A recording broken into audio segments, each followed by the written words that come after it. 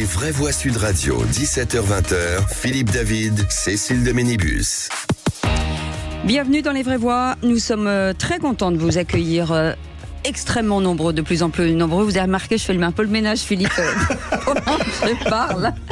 La psychopathe, voilà, faut tout que soit propre. Ça va, Philippe David? Ça va très bien, surtout qu'on a fait une chose sympa tout à l'heure, Cécile. Qu'est-ce qu'on a fait? L'arbre de Noël. Ah oui, on a fait l'arbre de Noël. Oui, c'est vrai. C'est vrai. Vous avez mis de jolies boules, mon cher Philippe. Oui, des guirlandes, très belles etc. guirlandes. Vous étiez très fort. Ça m'étonne pas. Vous avez... Nous l'avons fait. Il y avait Patrick Roger aussi. C'était collectif. C'était collectif. Frédéric Joux, André Berkoff. Chacun y a mis sa petite boule. Chacun des droits. Dis donc, quand on va résultat, il faut peut-être un peu en rajouter parce que là, non, mais c'est pas la méchanceté. Il est très beau, mais enfin, un peu mieux faire quand même. Quelle jalousie, c'est fou. Elle aurait dû être inspectrice des travaux finis. Ouais, c'est ça. En tout cas, vous pouvez tout le temps. nous cueillir, j'allais dire, absolument. Vous pouvez nous cueillir au 0826 300 300. C'est un joli mot, cueillir des gens, tout à fait. Et puis sur Twitter, Facebook, Instagram, TikTok aussi, cette plateforme d'opinion et de débat qui est la vôtre. Et la chaîne YouTube que on vous incite bien entendu à regarder. Et si vous pouviez vous abonner aussi. Allez, au sommaire de cette émission, on y va directement. Le grand débat du jour à 17h30. Revoilà les bruits de couloir sur un possible remaniement. Certains dans la majorité espèrent un nouveau gouvernement avant les élections européennes de l'an prochain pour relancer le second quinquennat d'Emmanuel Macron. L'hypothèse se préciserait en cas de condamnation d'Éric Dupond-Moretti et d'Olivier Dussopt. Les ministres de la Justice et du Travail sont jugés en ce moment même, Philippe. Et vous, qu'est-ce que vous en pensez? Est-ce que vous croyez à cette rumeur de remaniement? Est-ce que vous pensez que ce serait une bonne chose? Le gouvernement vient de dégainer son 19e 49.3 et que quelque part, ça pourrait, en élargissant, pourquoi pas, la majorité à certains LR, donner un peu de souffle, surtout un peu de souffle avant les européennes, puisque la liste Renaissance est loin derrière le Rassemblement national dans les sondages. Est-ce que pour vous, un remaniement peut donner un nouveau souffle à la présidence Macron? Eh bien, vous n'y croyez pas trop, puisque vous êtes seulement 13% à dire oui. Pardon, excusez-moi. Et notre expert pour en parler, Benjamin Morel, docteur en sciences politiques et maître de conférence à Paris 2, Panthéon-Assas. Et puis le coup de projecteur des vraies voix, c'est à 18h30. Un peu plus de 150 millions d'euros ont été injectés dans les quartiers de la Monnaie, indique la maire d'hiver droite de Romans-sur-Isère, dans la Drôme. Face à la montée de la délinquance sur fond de trafic de drogue et de radicalisation, Marie-Hélène Toraval en appelle à de nouvelles formes de réponse, Philippe. Oui, et d'ailleurs, on peut se poser cette question. Le premier plan banlieue, c'était en 1977. C'était Lionel Stoléru, le ministre qui le gérait. Raymond Barre était Premier ministre et Valéry Giscard d'Estaing président. Comment expliquer qu'avec autant d'argent depuis plus de 45 ans, la situation aille de mal en pis? Est-ce que pour vous, l'argent est mal utilisé? Est-ce que pour vous, il faut enfin utiliser la répression qui n'est plus utilisée depuis des années? Les 150 millions d'euros dépensés pour le quartier de la Monnaie ont-ils servi à quelque chose? Mais la question vaut pour tous les quartiers. Venez nous donner votre avis au 0826 300 300 et en ce moment vous êtes à 100% à dire non. Moi je vais dire oui, mais on va se sentir un peu seul. On en parlera avec François Pupponi, ancien maire de Sarcelles et ancien député et surtout ancien président de l'Agence nationale de rénovation urbaine. On vous souhaite la bienvenue, c'est Les vraies voix jusqu'à 19h. Les vraies voix Sud Radio. Bonsoir Philippe Bilger. Bonsoir Cécile. Et Philippe Bilger qui est arrivé avec des petites douceurs. Oui, merci voilà. Philippe pour notre petit régime de Noël. Françoise de Gois. J'en connais une qui aime bien les palmitos. Oui, oui, c'est notre péché commun avec Philippe Bilger, ce sont les palmitos. On aime bien les palmitos. On aime bien aussi les Kinder. On aime les Kinder. On aime les Kinder. Qu'est-ce que tu veux que je te dise? On aime tout. Ouais, c'est ça notre problème.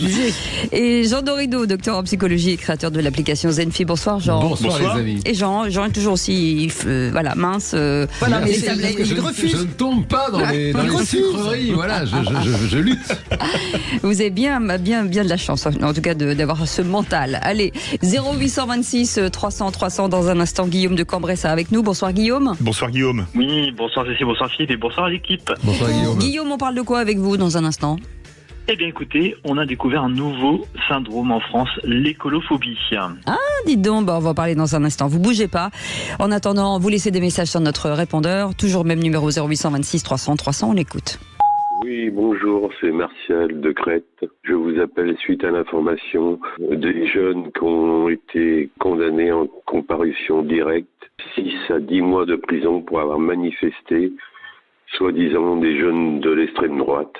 Je trouve ça intolérable.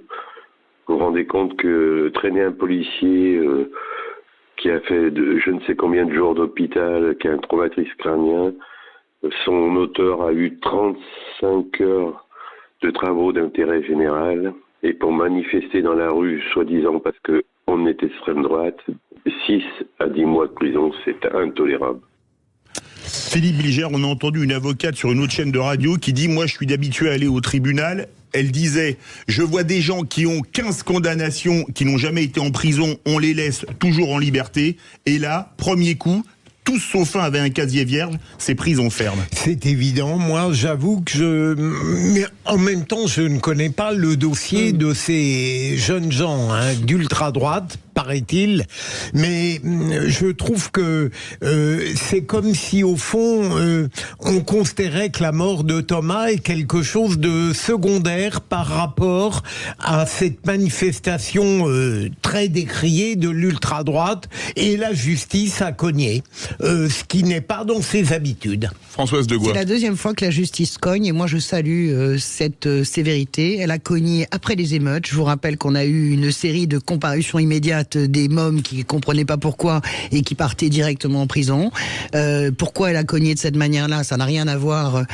Thomas, c'est une enquête au long cours. On voit bien qu'il y a énormément de témoignages, donc bien sûr qu'on ne peut pas faire de la comparution immédiate et directement. Je suis très heureuse parce que cette manifestation, c'était pas des gentils personnages qui venaient manifester, c'est une manifestation politique organisée et violente. Et donc, vous m'entendrez rarement dire du bien de Gérald Darmanin et de Éric Dupond-Moretti, mais comme pour les émeutes où j'avais salué cette fermeté-là, cette capacité de la justice à réagir, eh bien je salue la fermeté de la justice dans cette matière. Il faut que ça s'arrête. On peut pas tous les soirs avoir des mômes d'extrême droite qui crient la France aux Français, on est chez nous, débouler dans toutes les villes de France. C'est pas possible. Jean Dorido. Alors là, c'est-à-dire vraiment, je reste sans voix. C'est vraiment le sentiment d'une justice à deux vitesses, effectivement. Quiconque n'est pas ultra spécialiste des affaires judiciaires peut avoir légitimement le sentiment qu'il y a des personnes qui jouissent d'une impunité absolument incroyable, qui commettent des crimes et qui ne sont pas punis à la hauteur de ce que ces crimes impliqueraient. Et là, on a des personnes, de ce que je connais du dossier, à l'instar de Philippe Bilger, je ne suis pas rentré dans le détail de l'affaire, des personnes qui manifestent et qui sont condamnées à des peines de prison. Je voudrais redire vraiment que c'est pas des manifestations simples. Ils venaient casser du bougnoul. Ils ont été sévèrement condamnés comme les mômes qui ont cassé les vitrines pour les émeutes. Donc Philippe Bilger, vous m'expliquerez pourquoi c'est pas pareil. Pourquoi il n'est pas pareil d'aller casser des vitrines et troubler à l'ordre public de cette violence-là, et pourquoi c'est pas pareil dans le cas de Romans-sur-Isère. C'est votre idéologie qui est pas pareille, c'est tout. Non, mais vous êtes trop fine pour faire des comparaisons. Je fais la comparaison parce que c'est exactement la même chose. On aura l'occasion d'en reparler aujourd'hui dans cette émission. En attendant, Guillaume de Cambrai est avec nous. Faites pas de bêtises. Je sais pas la faire. L'écolophobie, mon cher Guillaume. Oui, tout à fait. C'était mon petit coup de gueule du soir. Oui. Au quotidien, je m'aperçois que l'écologie prend une part assez importante dans notre société, et ça devient un trop plein. Moi, j'ai quelques exemples qui me poussent à faire ce petit coup de gueule. Alors moi, dans le cadre de mon travail, par exemple, j'ai un de mes clients que je ne citerai pas. Vous arrivez à l'accueil, vous devez donner la forme de votre transport pour être arrivé sur site, le nombre de personnes qu'il y avait dans la voiture, voilà, donc ça commence déjà comme ça. Quand vous avez une réunion au siège, alors qu'à l'époque on prenait l'avion parce que ça nous prenait 2 heures, maintenant il faut prendre le train, vous comprenez bien, donc ça sous-entend derrière on doit poser 3 jours, alors qu'avant en une journée on avait fait notre réunion.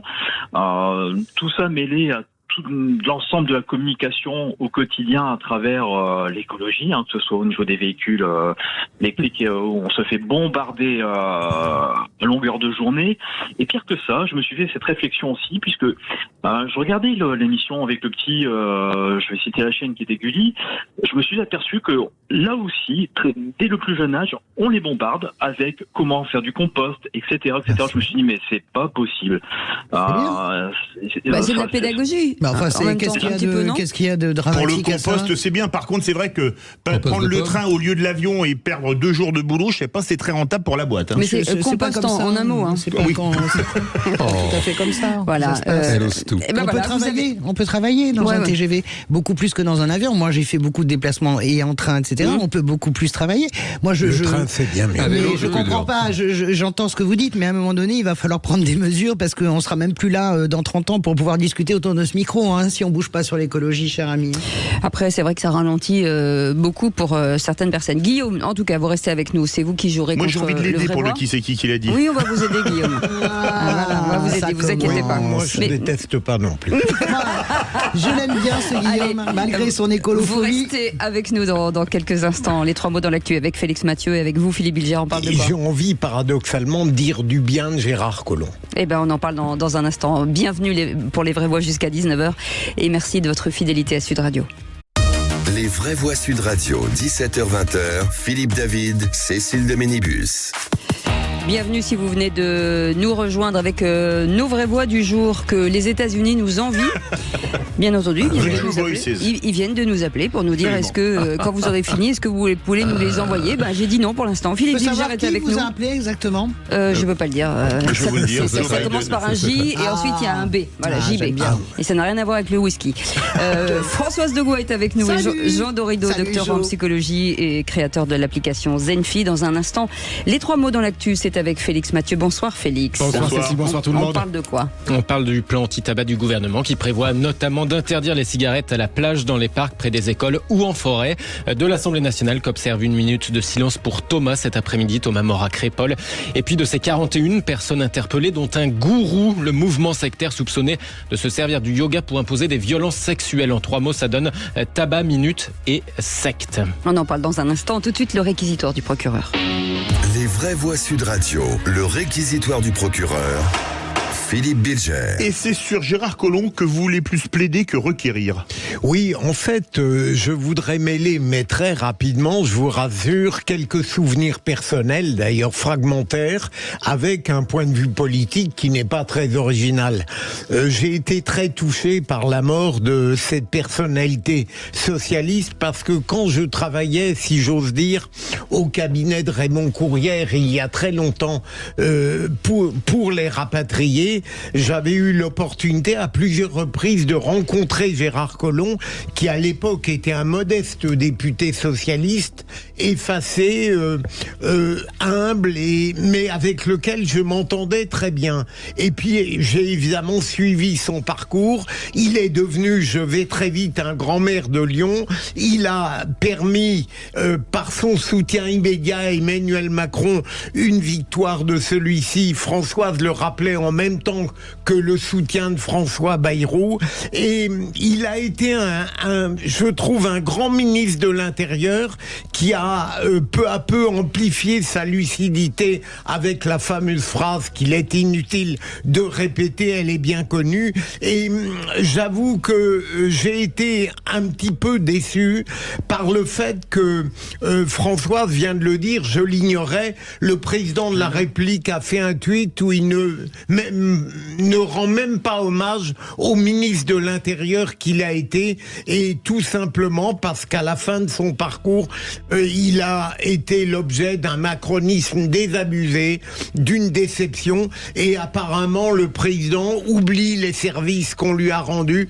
quand on lui a manqué, comme on dit dans l'ancienne langue. Françoise Degois. Oui, c'est ça, c'est de la petitesse d'Emmanuel Macron, et j'ai été très heurté. Moi, j'avais beaucoup de souvenirs en commun avec Gérard Collomb, qui était une personnalité très difficile. Quand vous étiez socialiste, il fallait passer sous ses fourches codines et c'était assez compliqué. Emmanuel Macron n'a aucune reconnaissance et ce tweet le montre. Il a été son ministre de l'Intérieur, ça n'a pas été un grand ministre de l'Intérieur, mais il aurait pu le dire. Sans lui, il ne serait pas là, et j'ai du mal avec ces présidents pas reconnaissants, remplis d'ingratitude. C'est encore un trait de la personnalité de Macron que je déteste. Jean Dorido. Écoutez, genre, je suis lyonnais et pour le coup, j'aimais beaucoup Gérard Collomb. C'était un monsieur que je trouvais sympathique. J'ai eu la chance un jour de le croiser dans le train. Je faisais la Saint-Élion, figurez-vous, une course de nuit, une course à pied. Et il était charmant. Il était ministre à l'époque. Et je l'avais salué. Enfin, c'est tout bête, mais vraiment, ça m'avait touché. Son accessibilité, sa gentillesse, sa disponibilité. J'avais trouvé ça, pour le coup, extrêmement élégant, extrêmement classe. C'est vrai. Merci beaucoup, Philippe Bilger. Tout de suite, les 3 mots dans l'actu avec Félix Mathieu. Les vraies voix Sud Radio. Et 3 mots dans l'actu, Félix, qui sont tabac, minute et secte. Les cigarettes interdites à la plage, dans les parcs, près des écoles ou en forêt. Le paquet à 13 € minimum dans 3 ans. Le gouvernement présente son nouveau plan contre le tabagisme. L'Assemblée nationale observait une minute de silence cet après-midi en hommage à Thomas, 16 ans, mort à Crépol, dans la Drôme, il y a une dizaine de jours. Et puis un dossier démentiel, selon les enquêteurs. 41 personnes, dont un gourou interpellé en France. Le mouvement sectaire soupçonné de se servir du yoga pour imposer des violences sexuelles. Les vraies voix Sud Radio. Une génération zéro fumeur dès 2032. C'est l'objectif affiché ce matin par le ministre de la Santé. Aurélien Rousseau présentait son plan anti-tabagisme, le paquet de 20 cigarettes. Le paquet atteindra 12 € en 2025, puis 13 € minimum en 2026. Des cigarettes désormais interdites à la plage, dans les parcs, en forêt, près des établissements scolaires. Elles ne doivent plus faire partie du paysage, insiste donc le ministre de la Santé. Je crois beaucoup, très fort, à cet affreux néologisme, de la débanalisation de la présence de la cigarette, de la clope dans l'espace public. Et que ça ne soit pas associé au moment ludique. À la plage. Je suis, c'est vrai, stupéfait que notre société collectivement accepte 200 morts par jour évitables. Je ne veux pas faire peur aux parlementaires, mais ça veut dire qu'en 3 jours, l'hémicycle de l'Assemblée nationale tout entier, c'est ça la réalité. On a des seuils de tolérance sur l'acceptable ou l'inacceptable qu'il faut remettre dans le bon ordre. Le ministre de la Santé, Aurélien Rousseau, confirme aussi l'interdiction des puffs, ces cigarettes électroniques jetables très prisées des plus jeunes. Et puis le deuxième mot, une minute de silence observée cet après-midi à l'Assemblée nationale. Une minute de silence en hommage à Thomas, 16 ans, mort poignardé il y a 10 jours dans un bal à Crépol dans la Drôme. La présidente de l'Assemblée, Yaël Braun-Pivet, a salué sa mémoire. En pleine fête de village est survenu un drame qui endeuille et choque notre pays tout entier. Un déchaînement de violence a fait basculer une commune française dans l'horreur. Je veux saluer la dignité et la gravité de la marche blanche qui a salué la mémoire de Thomas. Il importe que justice soit rendue. Et la justice n'est ni la vengeance, ni la vindicte. Pour Thomas, en signe de solidarité avec ses parents, sa famille, ses amis, ses proches, je vous demande de bien vouloir observer une minute de silence. Je me réjouis que la présidente de l'Assemblée nationale ait répondu favorablement à notre demande d'observer cette minute de silence, a réagi le patron d'LR, Éric Ciotti. Quant à la première ministre, Elisabeth Borne, elle salue la mémoire d'un jeune homme qui incarnait, je cite, des valeurs de générosité, de courage si propres à son sport, le rugby. On en parlera tout à l'heure. 3e mot, secte. 41 personnes viennent d'être interpellées en France, dont le gourou d'un mouvement sectaire de yoga. Oui, il incitait les femmes victimes à accepter des relations sexuelles avec le dirigeant du groupe ou à s'adonner à des pratiques pornographiques tarifées en France ou à l'étranger. C'est ce que précisent des sources proches de l'enquête auprès de l'agence France Presse. Le gourou roumain et suédois de 71 ans avait fondé ce mouvement pour l'intégration spirituelle vers l'absolu. C'est son nom, le MISA. 175 policiers ont été mobilisés pour l'interpeller, ainsi que 40 autres responsables en Seine-et-Marne, dans le Val-de-Marne, à Paris, ainsi que dans les Alpes-Maritimes. Un mouvement sectaire accusé d'enseigner le tantra yoga pour conditionner les victimes à accepter des relations sexuelles via des techniques de manipulation mentale pour supprimer toute notion de consentement. Alors, lors des arrestations, 26 femmes ont été libérées, certaines sous emprise, logées dans des locaux exigus à l'hygiène douteuse. La Mivilude, la mission interministérielle contre les dérives sectaires, avait adressé en juillet 2022 un signalement au procureur de la République. Ce mouvement possède plusieurs écoles de yoga, des succursales aussi. Il a été exclu en 2008 de la Fédération internationale de yoga. Notez que demain, dans le grand matin sur Sud Radio, vous pourrez entendre le témoignage d'une des premières lanceuses d'alerte sur ce dossier que la rédaction a pu joindre. Un mot de notre psy rapidement, c'est surprenant ? Eh ben non, hélas, c'est pas surprenant. Ça, l'emprise sectaire, on le sait, et c'est un fait. Hélas, tout ce secteur, cette espèce de nébuleuse autour du yoga, de la naturopathie, de tout ce qui peut rapprocher soi-disant d'un développement spirituel, c'est un boulevard pour les gourous de toutes sortes. Merci beaucoup, Félix Mathieu. Et dans un instant, le grand débat du jour, l'hypothèse d'un remaniement est examinée chez les macronistes en vue des élections européennes en juin 2024, avec notre invité Benjamin Morel, docteur en sciences politiques, maître conférence à Paris 2, Panthéon-Assas, avec cette question: un remaniement peut-il donner un nouveau souffle à la présidence Macron? Pour l'instant, vous dites non en majorité. La question qu'on a envie de vous poser, Benjamin Morel, c'est: est-ce que 2 ministres devant la justice, un remaniement est-il inévitable? Bonsoir. Écoutez, dans un monde normal, la réponse était oui. Mais dans un monde normal. Absolument, on en parle dans quelques instants. 0826 300 300, vous voulez commenter ce débat avec nous. Et nos éditorialistes du jour, Françoise Degois, Philippe Bilger et Jean Dorido. À tout de suite. Les vraies voix Sud Radio, 17h-20h, Philippe David, Cécile de Ménibus. Et nos vraies voix du jour, si vous venez de nous rejoindre, et merci beaucoup d'être de plus en plus nombreux dans les vraies voix. Philippe Bilger, président de l'Institut de la Parole, Françoise Degois, éditorialiste Sud Radio, et Jean Dorido, docteur en psychologie et de l'application Zenfi. Et vous, au 0826 300 300, avec Aude qui vous attend. Et tout de suite, le grand débat du jour. Les vraies voix Sud Radio, le grand débat du jour. La Macronie qui voulait renouveler les pratiques politiques enchaîne les procès. Donc. 2 membres du gouvernement, 2 ministres qui ont des portefeuilles importants, qui sont devant la justice pour des raisons différentes. Éric Dupond-Moretti a été visé par des plaintes déposées par différents syndicats de magistrats, également l'association Anticor, pour des faits de prise illégale d'intérêt. Le ministre du Travail est soupçonné d'avoir favorisé un groupe de traitement de l'eau dans l'attribution d'un marché public en 2009. On parle d'une enquête qui a été classée pour 80%, 4 points sur 5 ont été classés. Il y a beaucoup de saisines de la justice et beaucoup de saisines qui aboutissent à une relaxe complète des intéressés. Ça, évidemment, s'il doit se passer d'un garde des Sceaux et d'un ministre du Travail, bien, c'est forcément des points qui peuvent être des points assez compliqués à gérer. Et c'est le retour des bruits de couloir sur ce possible remaniement. Certains, dans la majorité, espèrent un nouveau gouvernement avant les élections européennes de l'an prochain pour relancer le second quinquennat d'Emmanuel Macron. L'hypothèse se préciserait en cas de condamnation d'Éric Dupond-Moretti, le garde des Sceaux, et Olivier Dussopt, le ministre du Travail, jugé en ce moment même, Philippe. Et vous, est-ce que vous croyez à ces rumeurs de remaniement? Est-ce que ce serait la bonne solution, puisque on ne peut pas éternellement gouverner la France à coup de 49-3? Est-ce que vous diriez, tiens, par exemple, une dissolution, ce serait plus efficace qu'un remaniement, parce que ça redonnerait le parole au peuple dans un quinquennat qui est à bout de souffle? Vous voulez un remaniement, et d'ailleurs, tiens, avec qui à Matignon? Vous voulez une dissolution, quoi que vous vouliez, Aude attend vos appels au 0826 300 300. Et vous dites, pour le moment, un remaniement peut-il donner un nouveau souffle à la présidence Macron? Ça a encore baissé, vous êtes 7% à dire oui.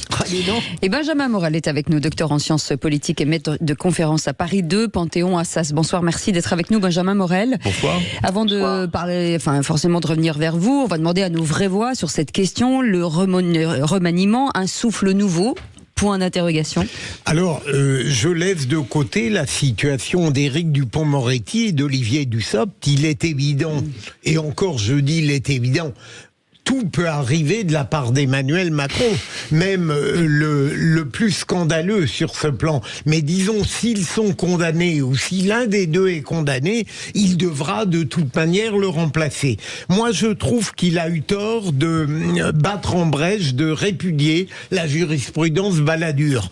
Quand on voit comment la situation aurait été plus calme et plus limpide, avec des ministres mis en examen qui auraient quitté le gouvernement, par rapport à ce qui a suivi cette véritable indécence démocratique, je pense qu'il n'y a pas photo entre les deux attitudes. Mais j'aurais tendance à penser que comme Emmanuel Macron déteste se voir imposer par des situations qu'il ne peut plus maîtriser, des actes qu'il doit accomplir, je l'imagine bien, par exemple, faire un remaniement avant même les européennes, d'autant plus que peut-être il pourrait espérer donner un coup de fouet à une liste qui n'a pas pour l'instant de tête, mais qui paraît mal partie par rapport à celle du Rassemblement national. On parle beaucoup de Stéphane Séjourné pour la tête de liste. Lui en parle. Non, mais ce sera Stéphane Séjourné. Et de toute façon, après, vous savez, le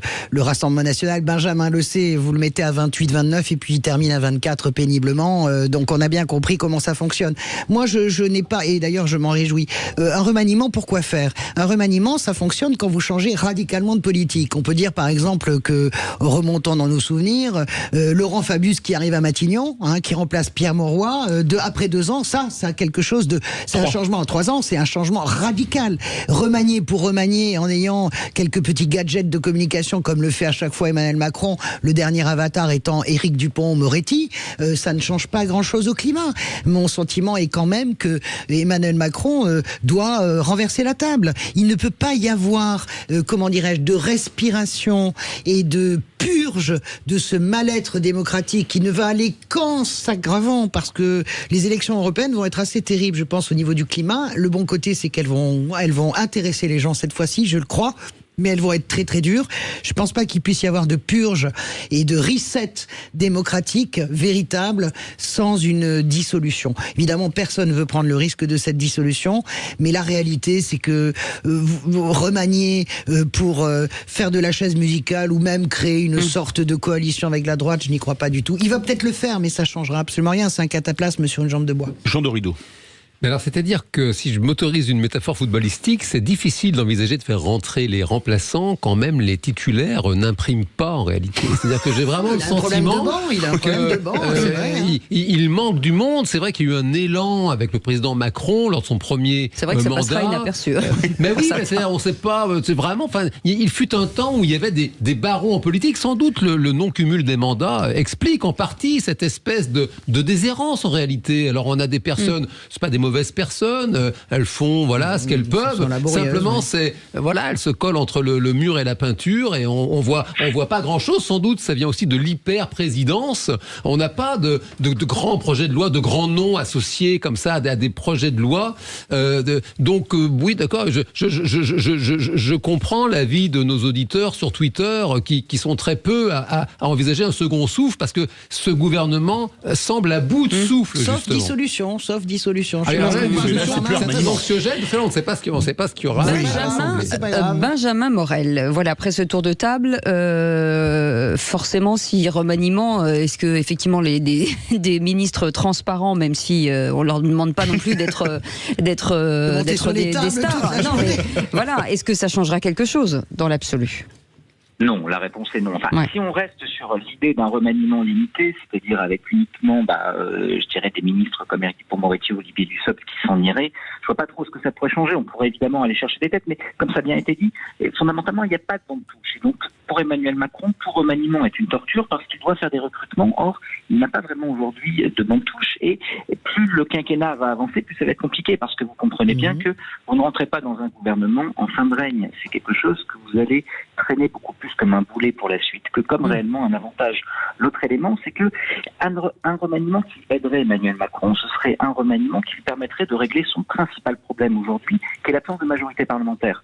Mais pour ça, il faut des partenaires. Or, aujourd'hui, ni le PS, ni de l'autre côté LR, qui peuvent être les partis qui éventuellement pourraient être tentés dans un monde parallèle de rentrer en coalition avec Emmanuel Macron, ne veulent regarder les rencontres de Saint-Denis.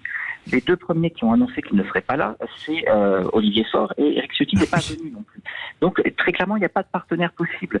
Donc reste en effet l'idée de tenir pour tenir. Pour ça, il faut trouver des ministres parce que ceux-ci, aujourd'hui, sont handicapés par les affaires. Quant à l'idée d'une dissolution, c'est en effet probablement ce qui arrangerait Emmanuel Macron, mais le problème de la dissolution aujourd'hui, elle est double. C'est que d'abord, quand vous prenez les enquêtes d'opinion, il n'est pas certain qu'il y aurait une majorité absolue. Il est même possible qu'il y ait une majorité absolue NUP-RN, auquel cas le pays est ingouvernable, et là ça devient un vrai problème structurel parce que vos motions de censure passeraient, et quand bien même ce ne serait pas le cas, la majorité à ce stade-là est tellement divisée, regardez ce qui se passe sur la loi immigration, que cette majorité probablement, vous auriez des philippistes qui demanderaient plus de circonscriptions, les bayroutistes qui en demanderaient également plus. Le président serait-il vraiment en capacité de résister, remettre une pièce dans la machine législative? François Degas. J'entends ce que vous dites, Benjamin. Je vous pose une question à tous. Est-ce que ça peut durer 3 ans et demi comme ça? Non, c'est ça. C'est pas tenable. Ils le disent d'ailleurs chez Renaissance. Ils n'en peuvent plus. De toute façon, les députés n'en peuvent plus, même les plus combatifs. Mais que ça va des insoumis, si vous voulez, même aux socialistes en passant par les Verts, et puis même la majorité. La majorité vous le dit, c'est accablant, c'est pas tenable. Donc j'entends tout ce que vous dites, Benjamin. Je suis absolument d'accord avec tous les obstacles que vous énoncez.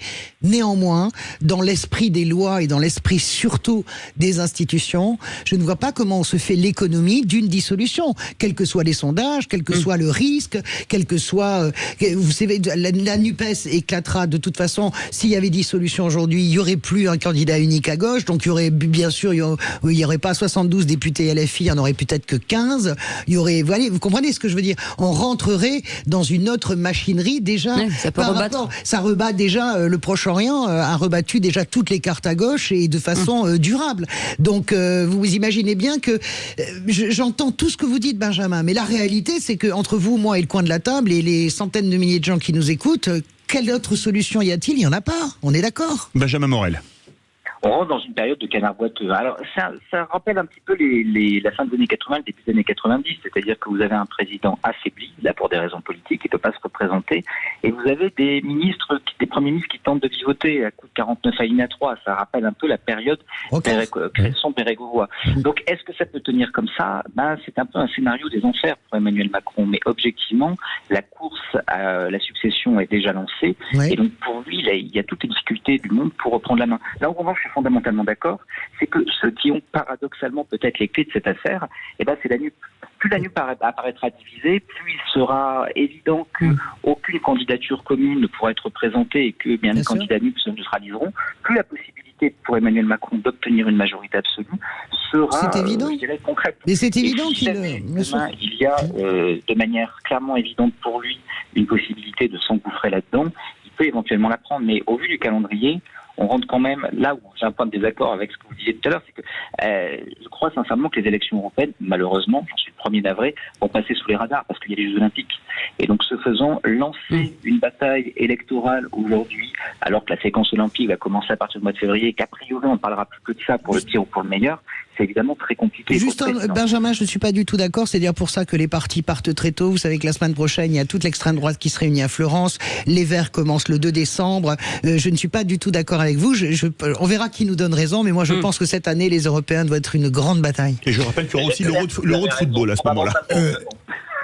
Benjamin, est-ce que, à propos de la dissolution, est-ce que tout de même Emmanuel Macron ne serait pas gêné de la souhaiter ou de l'opérer à partir du moment où il a répété à plusieurs reprises que sa grande ambition, peut-être même la dernière, c'était d'éviter que le Rassemblement national non seulement ne gagne pas la prochaine élection présidentielle, mais n'ait pas le vent en poupe avant cette élection.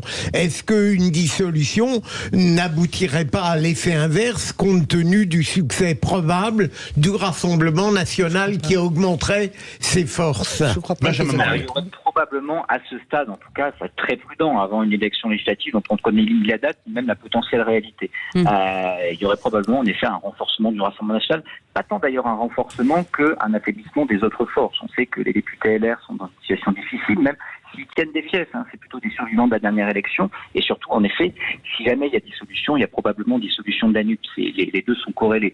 Donc, auquel cas, on risque d'avoir un effondrement des groupes de gauche, un groupe LFI minimal, ce n'est pas le groupe PC, pas le groupe ELV, un groupe socialiste peut-être à voir. Donc, à ce moment-là, ça fait que le Rassemblement national apparaît la seule force potentiellement crédible à l'Assemblée pour représenter une opposition franche. Regardez la présidente de la commune. Je mets un bémol là-dessus. Mais je mets absolument un bémol, Benjamin, pardon. J'ai les cartes électorales, peut-être que je les utilise, je les lis aussi bien que vous. Justement, si la NUP explose, justement, le succès du Rassemblement national, c'est parce qu'à un moment donné, dans 60 circonscriptions, eh bien, les candidats de la majorité Macron qui n'étaient pas au second tour n'ont pas fait barrage contre les candidats du Rassemblement national. Parce que c'était un LFiste qui portait l'étiquette unique. Et là, je pense que vous vous trompez d'analyse. Je pense que si la NUPS est dissoute, au contraire, c'est aussi un affaiblissement des élus Rassemblement national. On verra. Allez. Je ne crois pas pour deux raisons. D'abord, parce que si vous regardez ce qui s'est passé lors des élections de 2017 et 2022, la gauche fait moins de voix en 2022 qu'en 2017. Mais en réalité, l'alliance fait que vous avez plus de députés. C'est un jeu mathématique. Ça n'a rien à voir avec les amis. Qui est très injuste, mais qui est lié à ce mode de scrutin. Le deuxième élément, c'est qu'aujourd'hui, les électeurs ne suivent pas les consignes de vote. Et ce dont on s'est aperçu, c'est que même quand il y avait des consignes de vote, les électeurs ne les suivaient que très marginalement, voire ne les suivaient pas du tout. C'est pas vrai, pas sur les circonscriptions. 0826 300 300, Guillaume de Cambrai. Bonsoir, rebonsoir Guillaume. Rebonsoir Guillaume. Rebonsoir, oui. Pensez-vous qu'un nouveau souffle pourrait être donné par un remaniement ministériel ? Non, je pense que tout a été dit. Moi, j'ai suivi l'échange. Je suis d'accord aussi avec Françoise. Pour moi, le gouvernement est pris au piège. Je pense qu'il y a pas de solution. La dissolution est. Je pense qu'elle remettrait en avant le Rassemblement national. l'éclatement de la NUPES est inévitable. Pour moi, il n'y aura pas de second souffle possible. La seule solution, c'est de remplacer, s'il y a condamnation, les deux ministres, Éric Dupond-Moretti et Olivier Dussopt. Mais à part ça, se sous-entend un gouvernement qui va vivoter tant bien que mal pendant encore 3 ans. Et ça me semble là aussi très très difficile. Et on va avoir une espèce de continuité pénible et lacinante. Pour moi, les jeux sont faits. J'aimerais penser autrement, sans prendre parti politiquement, mais je pense qu'il n'y a pas de second souffle possible. Mais Benjamin Morel, dissoudre en ce moment où tout va mal, ça aurait du panache quand même, quelque part. C'est courageux, ce serait. Un peu suicidaire. Mais Chirac l'a fait sur les conseils de Villepin. Alias Néron. Et encore Chirac en 97 a des vraies raisons quand même, parce qu'il a quand même une majorité qui a été élue en 93 qui est plutôt baladurienne. Et donc il est dans une situation qui est compliquée. Là, objectivement, ce serait extrêmement dangereux pour Emmanuel Macron, encore une fois, pour les raisons qu'on a données. Ces risques, c'est parce que il n'a plus réellement le choix, parce que quand même la construction de la Ve République, il faut quand même se poser dans le contexte de 1958. En 1958, Debré, De Gaulle pensent qu'ils n'auront jamais de majorité absolue. Ce n'était pas une majorité absolue sous les 4e et 3e Républiques. C'est une nouveauté de 62. Avant, c'était totalement inimaginable, une majorité disciplinée, absolue, comme on les a connues durant ces dernières années. Donc la Constitution, on parle beaucoup des 49 alinéa 3, etc. La Constitution a été créée pour gérer la situation actuelle. Donc malgré tout, l'exécutif a les moyens de tenir et a le moyen de faire passer un certain nombre de réformes. Jean Dorido. Mais dans quelles conditions? Ça permet de gouverner. Jean Dorido. Moi, j'avais une question pour notre invité Benjamin Morel. Oui, parce que je vous entendais évoquer donc la possibilité, l'hypothèse d'un succès du Rassemblement national si d'aventure il y avait une dissolution de l'Assemblée nationale. Et du coup, vous qui êtes politologue, est-ce que vous êtes au courant? Je ne sais pas, j'imagine que dans cette hypothèse, si elle s'avérait, le président serait amené à nommer un Premier ministre issu des rangs du Rassemblement national. Alors c'est ça, c'est qui est pressenti, présumé jouer ce rôle?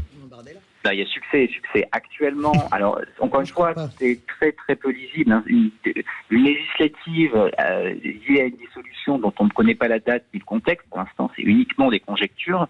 Et au vu de la volatilité de l'électorat, on ne peut pas vraiment dire ce que ça donnerait, même si on a quelques indications liées aux législatives partielles et aux sondages. Il est assez peu probable qu'il y ait une majorité absolue du Rassemblement national. Et donc, à partir de là, sauf à ce qu'il y ait une alliance de la droite avec le RN, ce qui pour l'instant est extrêmement improbable, il n'y a probablement pas de situation. Il y a 3 options en cas de dissolution. Soit pas de majorité du tout, ce qui est actuellement l'option la plus probable. Il nous reste 10 secondes, Benjamin. Soit une majorité qui serait une majorité élargie macroniste, ce qui est une possibilité, ce qu'espère Emmanuel Macron. Soit en effet une situation de blocage absolu, ce qui impliquerait que la NUP et le RN aient à eux deux la majorité absolue. Et là, on rentre en vraie crise politique. Merci Benjamin Morel. Cécile, je résume le propos de Benjamin Morel. On n'a pas le cul sorti des ronces. Ça, je suis d'accord. Puissante métaphore. Ah, bah dites donc si c'était pour dire ça. Benjamin Morel, pousse pour la dissolution un peu, Benjamin. Arrête de nous sortir tes histoires intellectuelles. Merci. Tu sais très bien que ça marche pas comme ça. Beaucoup, Benjamin Morel, docteur en sciences politiques, maître de conférence à Paris 2 et Panthéon. Assas, vous restez avec nous dans un instant. Le niveau va baisser. Le quiz de l'actu. C'est qui l'a dit? J'ai rien d'autre à dire. Allez, on y va. Là, il n'y a pas de doute. Les vraies voix Sud Radio, 17h-20h. Philippe David, Cécile de Ménibus. Chers amis, je vous disais hors antenne, si vous n'êtes pas concentrés, vous allez perdre. Oui, mais parce qu'il est, il est super bon, notre auditeur en plus. Et j'annonce officiellement que vous allez perdre. D'accord, et vous allez tout faire pour aider notre auditeur, c'est super. Mais de toute façon, j'ai envie, il est trop sympa celui-là. Inventé par les plus grands inventeurs de la Terre, c'est le qui c'est qui l'a dit. Les vraies voix Sud Radio, le quiz de l'actu. Gros niveau. Et en matière de gros niveau, Guillaume est avec nous de Cambrai. Voilà. Guillaume, faites-les trembler un petit peu. William. Ah, vous allez voir ce qui va vous arriver. Vous êtes prêts, Guillaume? Écoutez bien. Regardez, commence déjà les Je vous rappelle que c'est vous qui répondez en premier et si vous n'avez pas la bonne réponse, ce sont les vraies voix. Allez, qui c'est qui l'a dit? Ce n'est pas parce que j'ai commis un acte parfaitement immoral que mon retour l'est. Je sais. Guillaume. Facile. Ah, facile. C'est bon?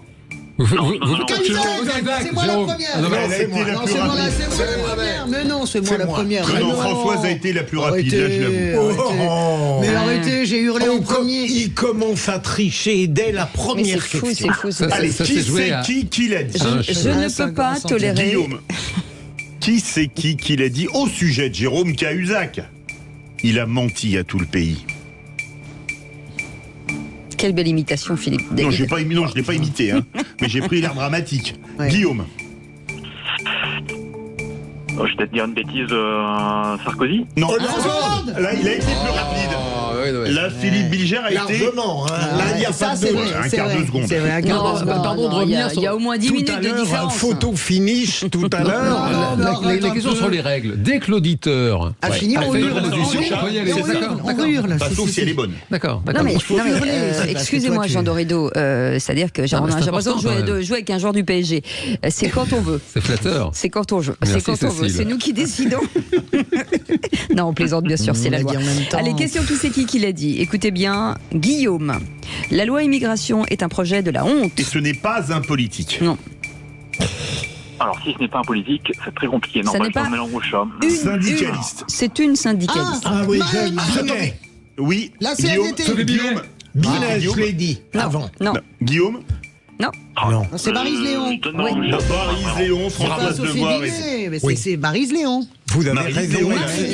Je l'admets, François. Marie-Lise et non pas Marie-Lise. Qui c'est qui l'a dit? Non, Marie-Lise Léon. Non, mais attention, c'est important le prénom. Ah oui, arrêtez. Non, soyez sympathique. Tu t'avais biné et la CGT. On peut accepter, François. Non, on accepte très bien et ça suffit. Non, mais ça c'est énorme. C'est-à-dire que là, on est... Qui c'est qui? Le prénom, s'il vous plaît. Tout ça parce que t'es Fanny, t'as 0+0 la tête à Toto. Qui c'est qui c'est qui? Attendez. Si vous parlez trop, on vous sanctionne, Françoise. Oui. J'ai rien dit. Attention. Guillaume, qui c'est qui l'a dit au sujet d'Éric Zemmour? Il met des gens dans des cases et ne les sort pas. Il pense qu'ils sont délinquants car étrangers. Ah, je sais, je l'ai vu ce matin passer. Allez-y, Guillaume. Qui c'est qui a dit ça déjà? Mince, je l'ai vu passer. Langauchet, Guillaume?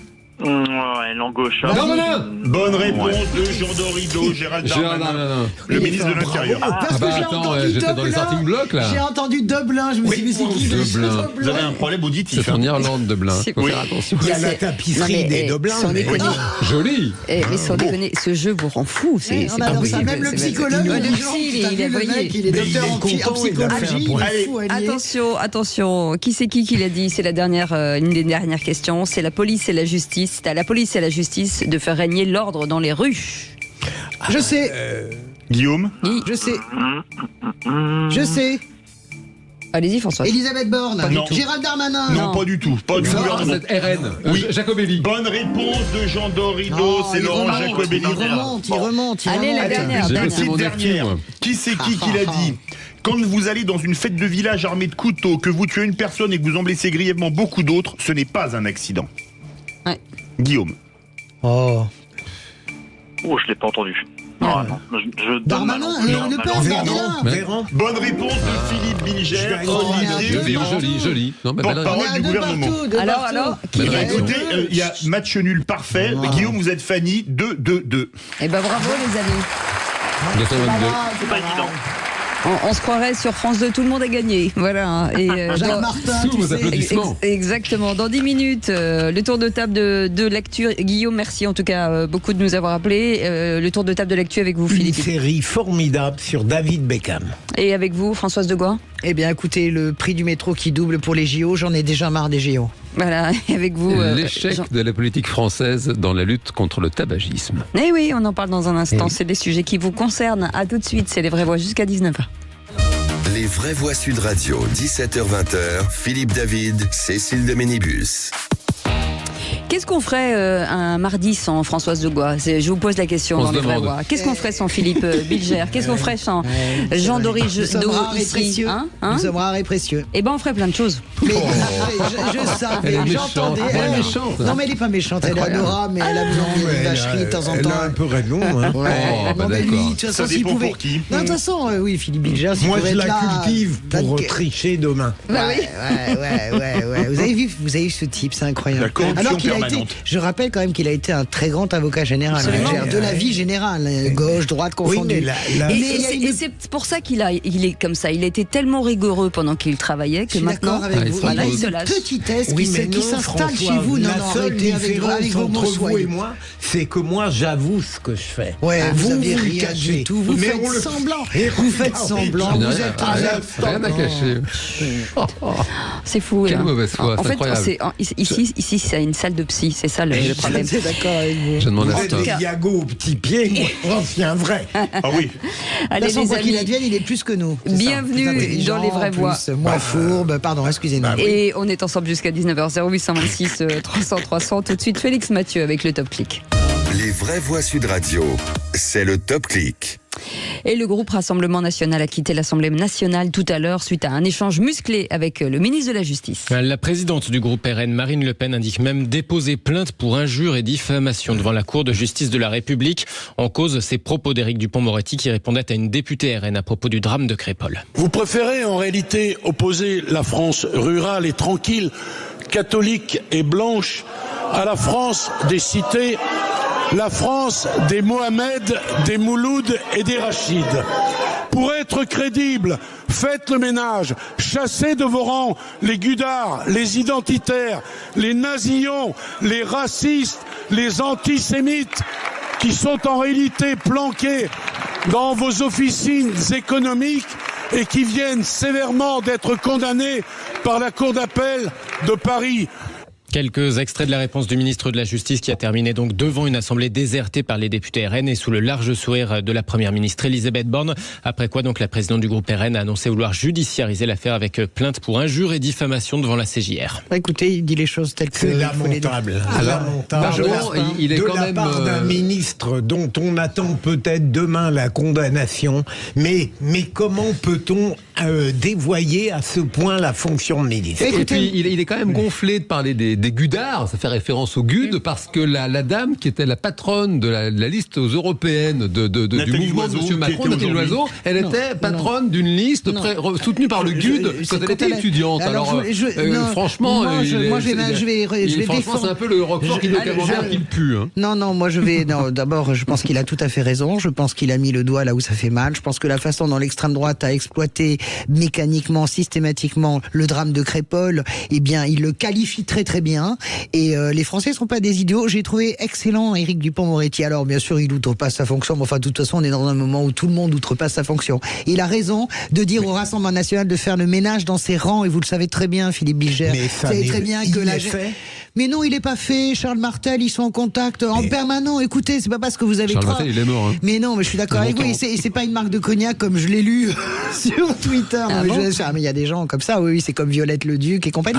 Vous savez très très bien que cet écosystème autour de Marine Le Pen, il existe encore. Enfin, c'est évident. On a le temps.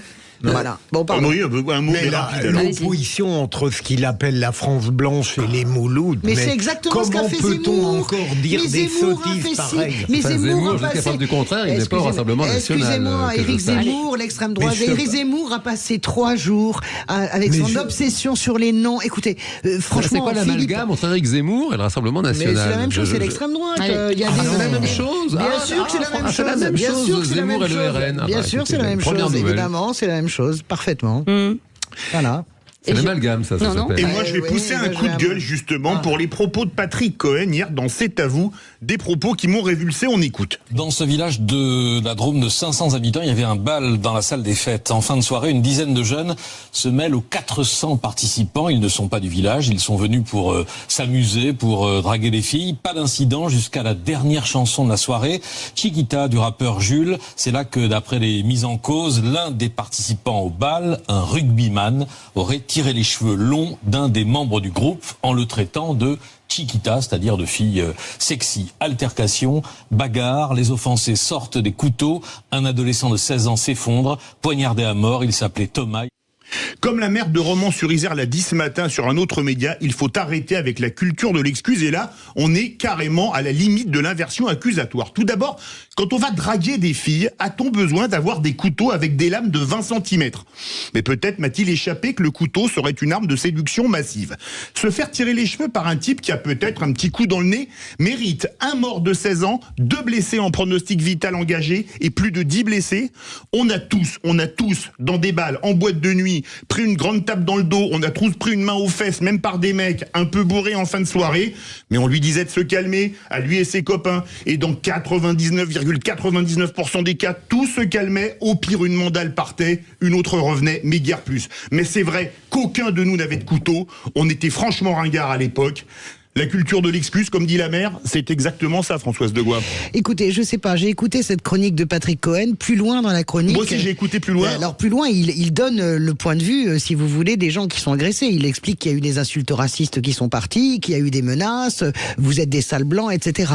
J'entends ce que vous dites et je trouve qu'il y a des choses peut-être qui sont pas disciples à ce moment de l'histoire. Il a essayé de décortiquer le mécanisme. Mon sentiment quand même, vous savez, je suis assez sévère avec Patrick Cohen, mon sentiment quand même, c'est que pour le coup, Patrick Cohen, il fait pas une inversion d'accusation. Il essaie de faire ce que les policiers sont en train de faire sur cette affaire, essayer de démêler ce qui s'est passé. Mais là où je vous rejoins, c'est que rien ne mérite que quelqu'un meure dans un bal, rien ne mérite la mort d'un jeune. Voilà, je le dis, c'est évident. Je pense que cette bande était absolument épouvantable, mais à la décharge de Patrick Cohen, je pense pas qu'il veuille repousser l'accusation en disant, en gros, quand on vous écoute, on a le sentiment que Patrick Cohen dit... On est juste pour draguer les filles. Ils viennent juste pour draguer les filles. Mais qu'est-ce que font les couteaux là? Enfin, ceci dit, dans les loulous de banlieue, dans les balles et les bandes à Paris, ils se baladaient avec des crans d'arrêt. Écoutez, faites pas comme si vous n'avez pas connu cette époque non plus. Enfin, vous le savez très bien. Mais moi, on m'a jamais sorti un couteau en boîte de nuit ou au bal, etc. Mais vous n'avez jamais dragué non plus. Non, mais il n'y a pas de culture de l'excuse. Je crois pas du tout que dans ce qu'a fait Cohen, il y avait une culture de l'excuse. Là,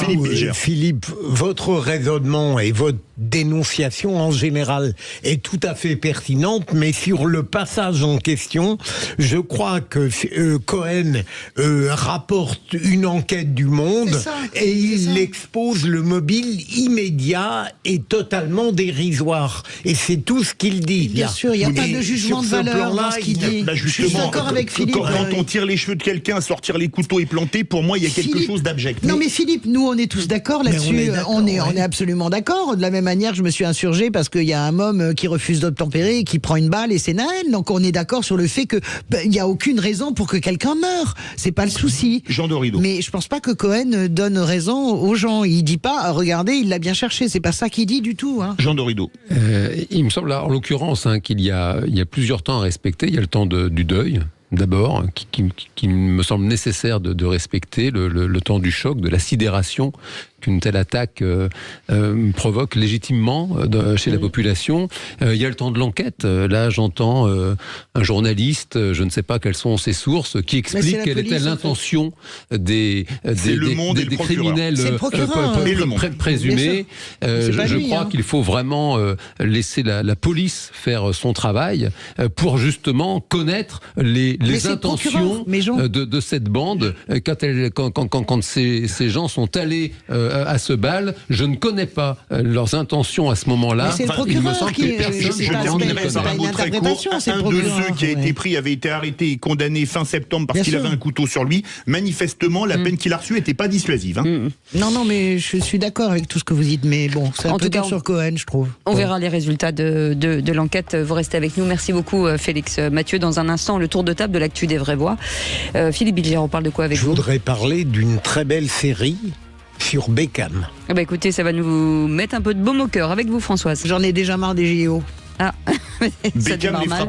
Et avec vous, Jean Doredo. Ça fait 20 ans qu'on annonce une France sans tabac. Et il y a toujours autant de victimes de cette drogue. Et c'est un échec français terrible. On en parle dans un instant. Et merci de nous appeler 0826 300 300 si vous voulez commenter. Bien, vous êtes les bienvenus jusqu'à 19h. On vous offre généreusement ce soir Françoise Degois, Jean Dorido et quoi? Quelle chance Philippe vous avez. Bilger. Excusez-moi, on a souvent parlé de C'est pas un l'inflation cadeau. dans les vraies voix. Là, avec Françoise Degois, c'est plutôt de la déflation. Hein. Oui, voilà, vous avez Mégé, voilà. Il est 18h20, il faut encore que je le supporte 40 minutes. Ah, Bon. mais vous êtes habillé aux couleurs de Sud Radio. Vous Merci, avez Françoise. vu que je suis assagi avec Philippe David. Oui. Je le laisse m'agresser, je ne Tout à réponds fait, pas. Il y a tout à une fait. forme de Martin Luther Kingisme qui s'est installé en moi. Et sans melon. Et Sans sans melon, melon, hein. une sorte de gandhisme, c'est-à-dire que à la violence, je réponds par la non-violence. Je vais faire un sitting, espèce de petite machin de truc là. Et je vais faire un sitting et je vais vous dire des paroles d'amour et de douceur qui sortiraient de mon Plutôt corps, que Martin vous Luther concernant. King, vous seriez plutôt une Martin pêcheuse. C'est pas mal, Martin Bécheuse, mais bon, ça tombe un peu Une à plat. Martin le truc. Bécheuse. Bêche pas de bébé. Ah, Bécheuse, ça c'est beau, ça. Bécheuse. Ah oui. Non, Martin c'est bien, Bécheuse. c'est un défaut que j'ai pas. J'en ai beaucoup, mais pas Bécheuse, ça c'est sûr. Non, c'est vrai. Bon, de toute façon, vous savez pas Quels quoi sont faire. vos défauts, vous en savez. Françoise? J'en ai énormément. Je supporte pas Philippe David déjà. Ça c'est déjà un énorme défaut. Non, ça, c'est fait une vraiment- qualité. Ça fait des années que ça dure, des années que je suis obligée de Allez. supporter cette émission avec lui. Allez, on vous souhaite Je ne la dirai rien. bienvenue. On plaisante, bien entendu, ne tout suis ça. que payé amour.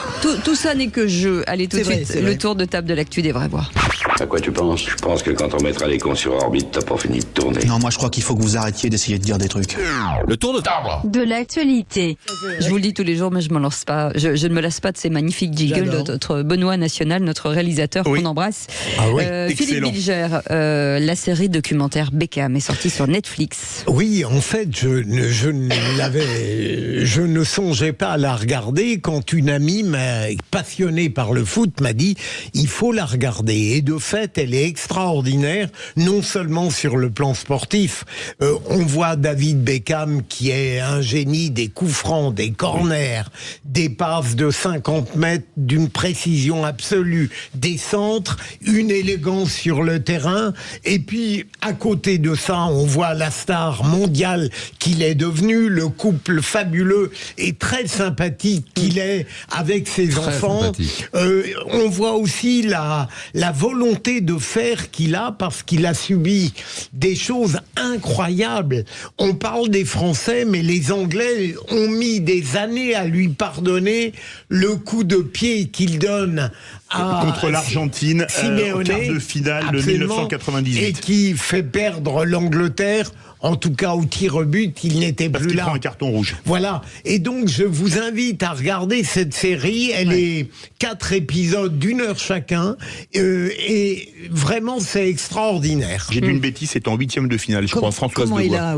Comment il a réussi quelque chose. Il est glamour, c'est une icône mondiale. oui, en réalité, absolument. lui et sa femme, mais chacun Ouais, séparément. C'est ouais. incroyable comment Ouais. ils ont réussi cette espèce d'alchimie. Et certains, sa propre réussite. Oui, c'est ça qui est chacun dingue. a sa propre réussite. Oui. Ils sont hyper glamour, ils sont iconiques en fait tous les deux. Il est très beau. En plus, il est vraiment, il a c'est le beaucoup premier. d'allure. Il a une beauté incroyable, Il y a une que les plastique, tatouages dont je une me passerai. plastique extraordinaire. ça, c'est Oui, sûr, c'est c'est vrai. sûr, Bon, c'est bah sûr. écoutez, on va Mais sinon, regarder. Est-ce Je qu'il voulais est- pas, je et voulais pas, Philippe- mais vous m'avez Oui. convaincu. Est-ce qu'il a toujours mon nom tatoué sur son torse Toujours ou pas sur la fesse droite, sur la fesse Mais droite. pas parce que à j'ai- l'endroit que vous dites.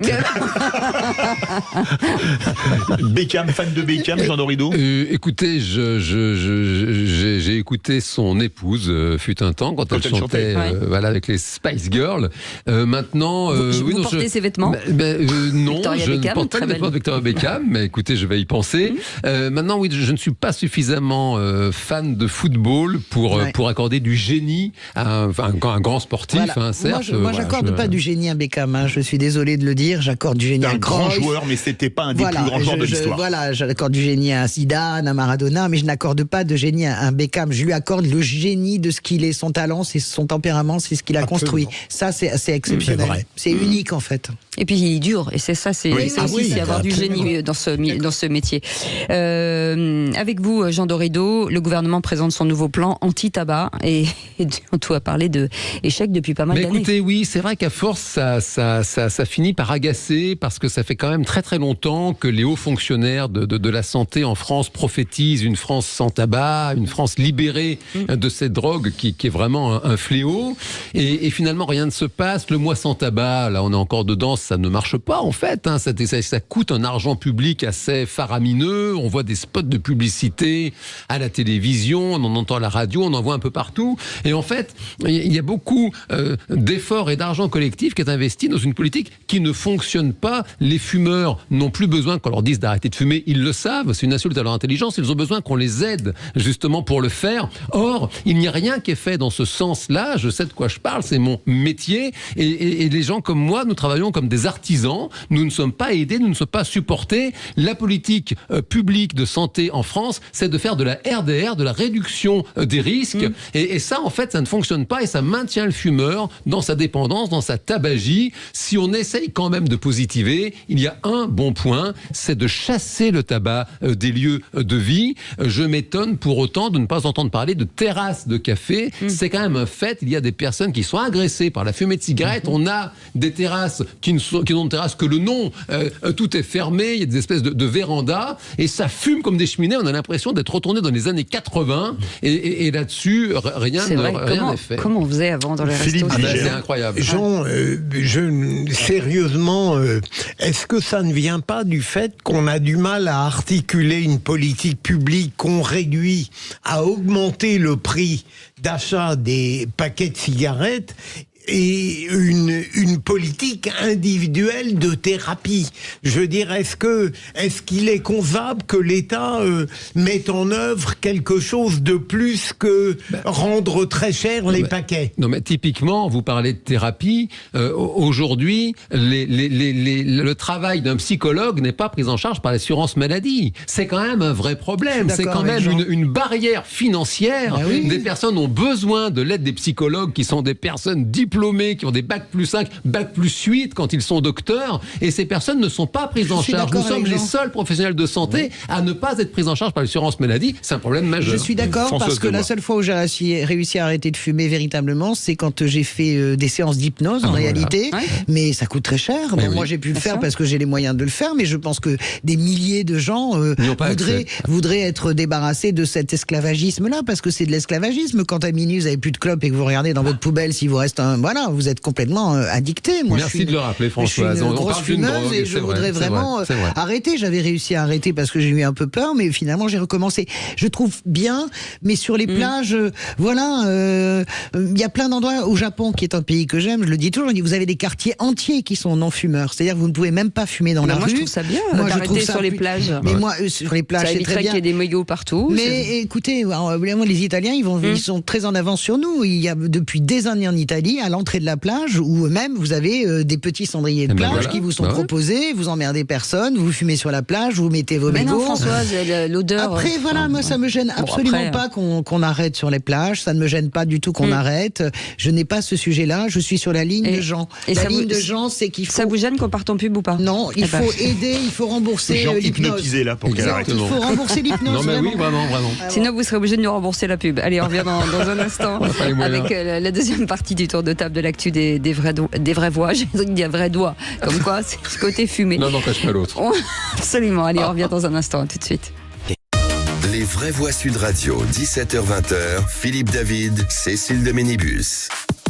Bienvenue, c'est les vraies voix jusqu'à 19h. On est ensemble avec Philippe David et bien entendu avec nos éditorialistes du jour. Philippe Bilger est avec nous, Françoise Degois et Jean Dorido. C'était le tour de table de l'actu des vraies voix. Chaque jour, nos vraies voix proposent un sujet qu'ils ont envie de porter.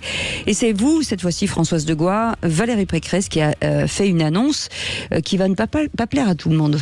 Écoutez, moi je suis sidéré de la façon dont se profilent ces Jeux Olympiques. Valérie Pécresse a annoncé en gros que le ticket de métro allait augmenter x2. Oui, donc il va doubler. Donc, on sait déjà que ça va être l'enfer Paris. Écoutez, cassez-vous si vous pouvez vous casser, parce que ça va être l'enfer. Dans les transports, on le sait très bien, on a tout le monde à tirer sur Anne Hidalgo, mais elle ne fait que dire ce qui va être. Ça va être l'enfer au niveau des prix. Vous imaginez bien comment les cafetiers... Ça ne double pas pour tout le monde. Hein. Non, mais alors si, parce que ça double pas pour les gens qui ont le pass Navigo. Oui. Mais la plupart des gens, vous avez vu les associations de consommateurs qui expliquent que la plupart des gens qui ont le pass Navigo font l'effort, même s'ils restent à Paris, généralement ne l'achètent pas puisqu'ils sont en vacances. Et s'ils restent à Paris, donc ils vont être eux aussi obligés de payer leur ticket 2 fois plus cher. Ça ne correspond pas au cahier des charges. Le cahier des charges des Jeux Olympiques Paris 2024 spécifiait que les gens qui étaient en possession d'un billet pour aller aux épreuves auraient les transports gratuits. Ça ne va pas être le cas. Moi, je suis... Écoutez, j'ai toujours été une fanatique des Jeux Olympiques. J'ai aucun problème. Je trouve que c'est grandiose, etc.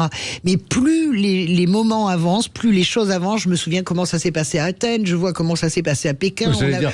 On a foutu en l'air les routangs, c'est-à-dire les vieux... Les quartiers historiques. Ils sont magnifiques. Alors, il en reste encore, parce que c'est très beau, les routangs. Je vous conseille d'aller les voir, mais on les a foutus en l'air, on met en l'air les bouquinistes à Paris, c'est le signe quand même de Paris. Ça, il y a quelque chose qui me dérange de plus en plus avec des places de stades qui sont absolument prohibitives. Voilà, je suis pas contente, ça m'ennuie parce que je trouve que la fête des Jeux, c'est pas pour piller en plus de ça le chaland qui va arriver, parce que je vous dis pas le chaland comment il va être plumé. Vous avez des gens qui louent leur appartement habituellement 120 € la nuit, ils sont à 1200 € la nuit. Voilà, c'est pas possible, quoi. Pardon. Est-ce que l'absolue dégradation de Paris est-elle liée à l'arrivée des Jeux Olympiques? Oui, les travaux. Bien sûr. Ça fait des années qu'on se tape. Parce qu'on a l'impression que des travaux ne sont pas habités. Mais ça fait des années qu'on se cogne des travaux. Regardez, les pauvres... Paris est un vaste chantier. C'est un chantier pour les Jeux. Et c'est exactement la même chose qui s'est passé à Athènes. C'est la même chose qui s'est passé à Pékin pour 2008. Ils ont commencé en 2000 déjà. En 2002, à commencer à détruire. On souffre de cela, et mon sentiment, regardez les pauvres personnes qui prennent la ligne 4, pendant 15 jours, elle a été inaccessible et fermée parce qu'on la rallonge. Pour nous dire, Françoise, que les transports en commun ne seront pas prêts, c'est ce qu'a annoncé Hidalgo. Alors évidemment, elle se fait tomber dessus par le gouvernement et Clément Beaune, mais c'est la vérité des prix, c'est que et elle commence déjà à poser les jalons en disant je peux pas être responsable de l'immense souk général qu'il va y avoir dans les transports. Paris est une des villes les plus petites du monde. Elle a la plus grande densité, même devant Tokyo, la plus grande agglomération du monde. Elle a une densité extrême. C'est tout petit Paris. Comment vous pensez qu'on va arriver à absorber 2,5 millions de plus de personnes pendant 15 jours ? Ce qui est important de noter, c'est que forcément, on prend beaucoup de taxis à Paris. La plupart vous disent que ils prendront leurs vacances pendant les Jeux Olympiques, parce qu'il est hors de question que tout le monde va disjoncter. On va devenir fou. Vous allez mettre la poudre d'escampette, Jean Dorido ? Écoutez, c'est à l'étude, pour tout vous dire, parce que pour le coup, c'est vrai, moi aussi, les Jeux Olympiques, ça me fait rêver, c'est quelque chose, depuis gamin, je trouve ça magique, et c'est un fait aussi, je me rappelle notamment, Pékin, j'avais vu un sujet à la télévision à l'époque, j'avais été choqué, il y avait des pauvres gens qui vivaient comme ça chichement, ils ont été, mais chassés du jour au lendemain à la chinoise. 2 heures, il n'y a plus de maison. Et j'avais été profondément choqué. Les maisons à court carré historiques. Et c'est un fait que Paris, là, c'est assez sidérant ce qui se passe, et c'est vrai que dans les Jeux Olympiques, il y a l'idée d'une fête populaire. Et là, il n'y a rien de populaire. Il y a beaucoup de gens qui vont faire beaucoup d'argent sur ces... ça, c'est clair. En matière de logement. Ils ne viendront pas riches pour autant. Mais Cécile, Cécile, vous comprenez bien ce que je veux dire. C'est qu'à un moment donné, peut-être qu'il y a quelque chose... Je me moquais beaucoup à une époque des écologistes, je me moque souvent d'eux aussi, mais qui disaient quand même, il faut réfléchir, etc. Est-ce qu'on ne rentre pas dans un moment où cette espèce de chose extrêmement dispendieuse en termes d'énergie, en termes de force, n'est pas quelque chose dans ce moment précis qui finalement va commencer peut-être un peu à nous écœurer. Moi j'ai une forme presque, une forme un peu presque d'écœurement de ce grand spectacle général auquel finalement il y a que les happy few qui peuvent participer. Parce que franchement, vous êtes ouvrier à Dublin, vous adorez le centimètre haies, expliquez-moi si vous arrivez à vous payer la place. Par contre, vous pourrez vous payer le tir à l'arc, etc. Là ça va, mais c'est pas ce qui attire le plus les foules. On aura la télé. Oui, c'est vrai, vous avez la télé. Et nous, on fera comme tout le monde, on le regardera à la télévision, là, c'est en bas de chez nous. C'est ça qui est bien. Moi, typiquement, c'est vraiment en bas de chez moi. La cérémonie d'ouverture, elle passe devant chez moi, là, à côté de l'île Saint-Louis. Et je pense que je pourrais même pas la voir. On vient inviter chez vous, François. Avec plaisir, je vous invite.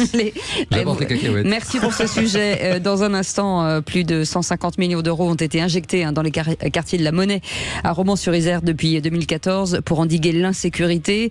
C'est notre question du jour. Est-ce que finalement 150 millions dépensés dans les quartiers a servi à quelque chose? On va en parler avec François Pupponi qui est avec nous, ancien maire de Sarcelles et surtout ancien député et surtout ancien président de l'Agence nationale de rénovation urbaine. François Pupponi, bonsoir. Bonsoir. Bonsoir. Est-ce que cette ANRU, donc l'Agence nationale de rénovation urbaine, est-ce qu'elle a tenu ses promesses? L'ANRU, oui. l'État, non, par rapport aux autres politiques qu'il aurait fallu mettre en œuvre, mais l'ANRU, oui, sur la rénovation urbaine, c'est une grande réussite. Le reste est bien sûr pratiquement un échec. On en parle dans quelques instants. Restez avec nous. 0826 300 300. C'est notre grand débat avec c'est pas le grand débat du jour, c'est le coup de projecteur. Voilà, dans un instant. À tout de suite. Les vraies voix Sud Radio, 17h-20h, Philippe David, Cécile de Ménibus. Les vraies voix jusqu'à 19h, on est ensemble avec Philippe David, bien entendu, et nos vraies voix. Jean de Rideau est avec nous, docteur en psychologie, Françoise de Gois, docteur en éditorialisme. C'est ça. Et docteur en conneries, en fait. Vous pouvez y aller, moi, et Philippe Bidger, docteur en... On ne sait pas quoi. Docteur en tricherie, allez. Docteur en parole. Non, docteur en droit, enfin. Mais docteur Love. Docteur Love, c'est sympa, docteur Allez, bah oui, allez. C'est du Jerry Lewis, ça. Tout de suite, le coup de projecteur des vraies voix. Les vraies voix Sud Radio, le coup de projecteur des vraies voix. Un ensemble d'individus qui sont issus de parents qui étaient déjà délinquants. Donc, quelque part, c'est une culture qui se transmet, quoi. Un peu plus de 150 millions d'euros ont donc été injectés dans le quartier de la Monnaie, indique la maire de Romans-sur-Isère dans la Drôme. Face à la montée de la délinquance sur fond de trafic de drogue et de radicalisation, Marie-Hélène Toraval appelle à des réponses plus fermes de l'État, Philippe. Et vous, qu'est-ce que vous en pensez? Le premier plan banlieue, il date de 1977, il y a bientôt 47 ans. C'était Lionel Stoléru qui était ministre, Raymond Barre à Matignon et Valéry Giscard d'Estaing à l'Élysée. Et pourtant, la situation a empiré malgré des milliards et des milliards déversés. Est-ce que vous pensez que ça ne fait pas beaucoup d'argent quand même? 150 millions d'euros pour un quartier d'une ville de 33 000 habitants, c'est-à-dire ce qu'on appelle, et ce n'est pas du tout péjoratif, une ville moyenne. Comme le dit la maire de Romans-sur-Isère, faut-il en finir avec la culture de l'excuse et arrêter de mettre de l'argent pour passer à autre chose? Les 150 millions d'euros dépensés pour le quartier de la Monnaie ont-ils servi à quelque chose? Vous dites non à 98%. On attend vos appels au 0826 300 300. Et les 2%, merci de nous appeler tout de suite. Je suis là, moi. François Pupponi est avec nous, ancien maire de Sarcelles et ancien député et surtout ancien président de cette agence nationale de rénovation urbaine. François Pupponi, bonsoir, merci d'être avec nous. Philippe Bilger, forcément vu de la fenêtre de la maire, de Madame le maire, ça fait beaucoup d'argent pour assez peu de résultats. J'ai scrupule à donner un point de vue, je dirais non pas provocateur, mais pas forcément classique sur la question de Sud Radio. Moi, j'ai l'impression, je n'irai pas soutenir une absurdité qu'il ne faut pas donner de l'argent dans ces cités. Mais je me demande si parfois, cette focalisation sur l'argent qu'on verse n'est pas une manière très subtile de s'excuser de son impuissance véritable. Est-ce que c'est l'argent qui va permettre à ces cités de restaurer une vie de qualité, ou est-ce qu'au fond, il ne faut pas plutôt accentuer, j'allais dire, l'ordre régalien, premier point, et d'autre part, mettre en œuvre une certaine philosophie éducative qui renvoie évidemment à des approches plus personnelles, plus familiales. Je ne crois pas à l'importance de l'argent pour restaurer ce qui ne va pas. Je le dirais de la même manière pour la magistrature, dans d'autres institutions qui vont mal. Françoise de Gois. Moi, je crois à la force de l'argent et à l'importance de l'argent. Là, on parle, je vois bien ce que veut dire Madame le maire, mais enfin, opposer 150 millions d'euros à une poignée d'individus qui vont faire le coup de poing tragique, ça n'a aucun sens en réalité. De quoi parle-t-on? De culture de l'excuse? Je ne comprends même pas ce que dit la maire. Je pense qu'elle est prise sous le coup de l'émotion, mais je pense que c'est des choses qui ne vont pas ensemble dans la même phrase. Bien sûr qu'il faut injecter de l'argent dans ces endroits qui ont été construits n'importe comment dans les années 70, ne serait-ce que pour véritablement les rénover. Vous avez un travail extraordinaire de rénovation qui est fait maintenant dans beaucoup de cités en France. Ce ne sont pas deux choses qui sont opposables. Bien sûr qu'il faut mettre de l'argent, bien sûr qu'il faut encourager les associations, mais où je rejoins Philippe Bilger, c'est bien sûr comment est-ce qu'on fait pour avoir un traitement adapté. Je pense bien sûr à la police de proximité, mais François Pupponi, qui est le grand spécialiste, nous dira certainement mieux que nous tous réunis. Mais la police de proximité, l'éducation des parents, je crois beaucoup à des choses comme l'école des parents, c'est très important. Je crois à des expériences novatrices et je ne comprends pas du tout le discours de la maire de Romans-sur-Isère, sauf si elle veut faire de la politique, et là c'est de la mauvaise politique pour moi. Jean Dorido. Alors c'est une question essentielle en fin de compte. La question c'est comment est-ce qu'on peut améliorer les choses, et c'est un fait. Il y a une espèce de réflexe très libéral dans le fond de se dire avec l'argent on achète tout, on règle tous les problèmes, et manifestement ça marche pas comme ça. Regardez l'éducation nationale typiquement, c'est le plus gros budget de l'État, ça coûte un pognon de dingue, comme dirait le président, et on n'a jamais eu un niveau aussi bas. Il y a des élèves qui arrivent en 6e qui ne savent ni lire ni écrire. Même en 4e. Et c'est fou, vous savez, c'est un truc, une blague de psy où plus ça change, plus c'est la même chose. Et quand vous avez une solution qui marche pas, vous faites la même en plus fort. Donc on met de l'argent, ça marche pas. Alors on dit quoi ? Bon, on va mettre plus d'argent. Alors ça marche toujours pas. On dit mais vous savez quoi ? On va en mettre encore plus. Mais en fait, non. Je rejoins Philippe Bilger. Il y a manifestement des pans entiers de solutions qui ne sont pas examinées ni investiguées. Et donc, ça marche de moins en moins bien en réalité. François Pupponi, vous avez été président de l'ANRU, l'Agence nationale de la rénovation urbaine. Qui a 20 ans cette année. On a un peu l'impression que les plans banlieues, c'est comme les Gosplan dans l'ex-URSS. Ça marchait pas, mais on continue encore et toujours pour faire un peu du Jean Dorido. Non, malheureusement.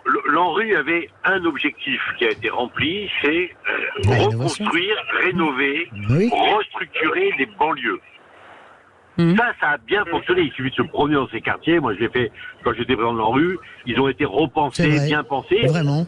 Et les grands immeubles qui, eux, avaient été mal conçus, mal pensés à la fin des années 50 ou début des années 60, ont été bien restructurés.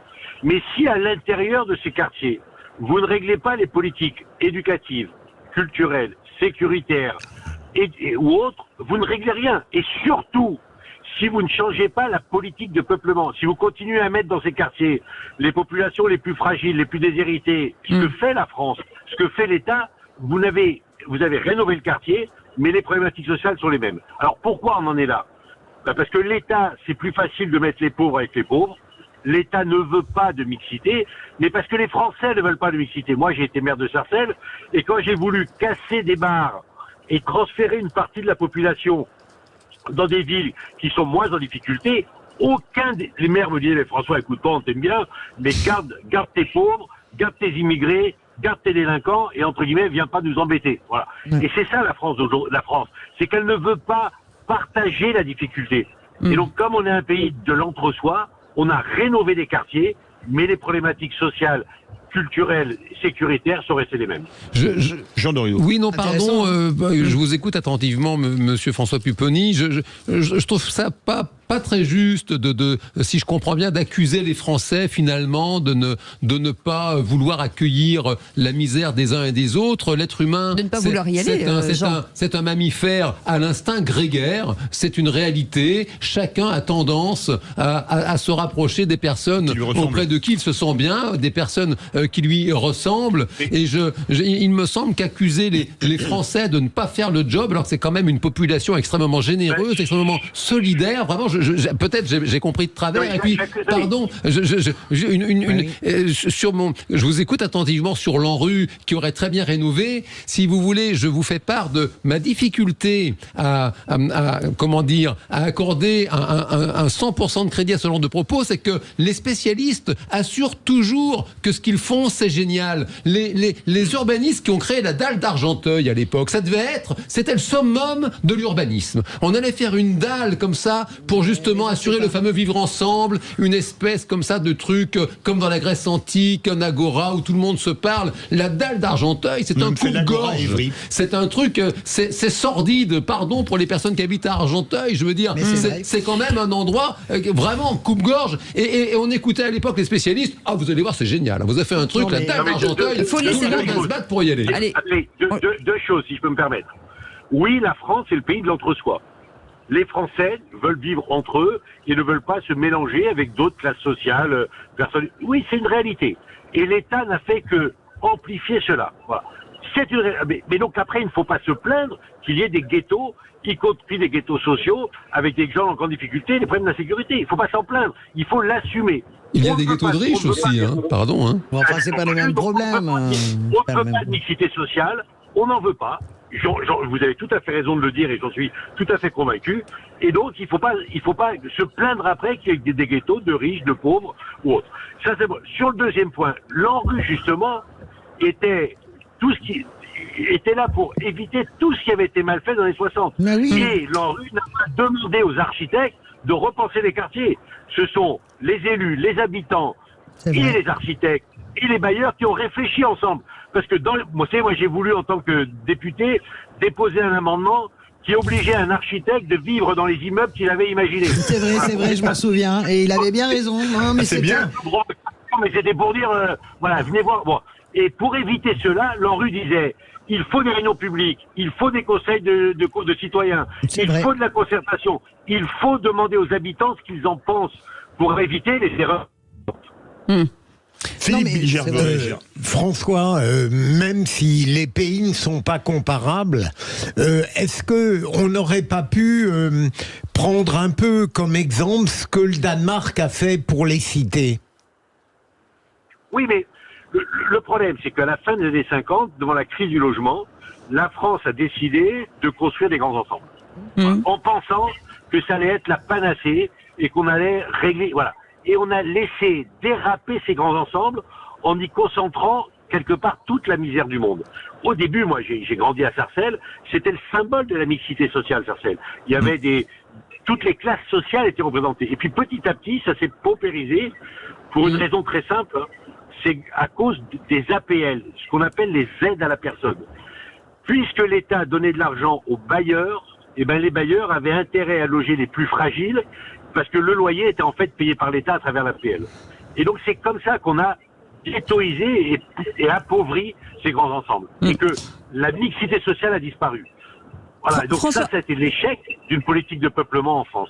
François Pupponi, on n'arrête pas de lire partout, il faut une politique de la ville forte. Ça veut dire quoi, une politique de la ville forte? Mais on reprend l'exemple du quartier où il y a eu ce drame. Si vous rénovez les immeubles, mais que vous n'éradiquez pas le trafic de drogue qu'il y a dans l'immeuble, vous aurez des magnifiques immeubles, mais avec du deal. Voilà. Donc il faut bien à la fois une politique urbaine et une politique sécuritaire et une politique sociale. Et ce que n'a pas fait l'État, et moi je l'ai toujours condamné... Oui, mais si ce sont toujours les mêmes populations, que ce sera toujours la même chose. Mais il faut bien les changer, les populations, ou en tout cas les partager avec d'autres. Mais comme personne ne veut les accueillir, vous êtes obligé de les remettre au même endroit. Je suis d'accord, François, avec ce que vous dites à 100%. Moi, je sais qu'en plus, pourtant j'ai la dent dure souvent, mais vous avez un très bon président de l'ANRU et ça, on peut pas mettre en doute le travail exceptionnel qui a été fait sur l'ensemble, vraiment, sur le pays, l'ensemble du pays. Il y a aussi les villes, mais ça, vous le dites pas parce que vous avez peut-être pas pensé. Il y a toutes les villes qui ne jouent pas le jeu du pourcentage de logements sociaux. C'est très important. Moi, je connais très bien Marseille pour y avoir commencé. Je vois bien toute la difficulté qu'a eu la mairie de Marseille pour faire de la mixité à l'intérieur, au centre-ville de Marseille, et ça n'a pas marché. Ça ne fonctionne pas parce que les gens veulent pas se mélanger. Moi, je me demande, et je vous pose la question, est-ce qu'on n'est pas passé à côté d'un truc formidable avec le plan Borloo? Parce que je l'avais vu et on l'avait tous épluché de A jusqu'à Z, et il y avait quelque chose qui donnait le sentiment que pour la première fois, on prenait en compte l'ensemble du problème dans sa complexité. Est-ce que ça, c'est pas un rendez-vous manqué finalement du quinquennat de Macron? C'est évident, moi j'ai participé au plan Macron, à l'élaboration, et j'ai participé à la fameuse réunion à l'Élysée où le président Macron a dit non. Ouais.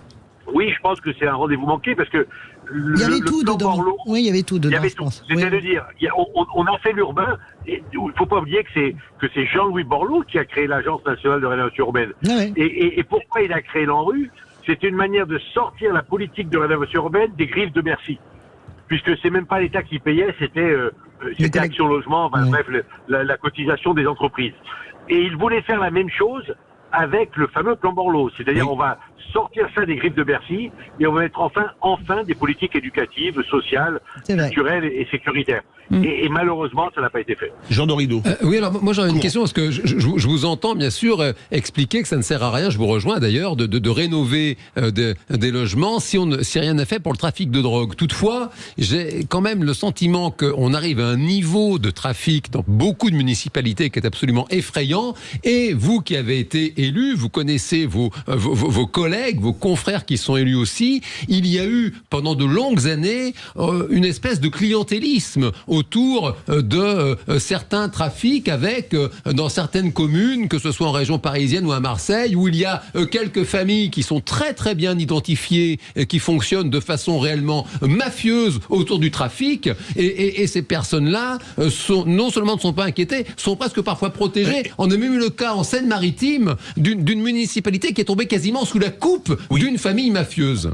Alors comment faire? Qu'est-ce que vous proposez comme solution? François Pupponi. Ça, vous avez entièrement raison.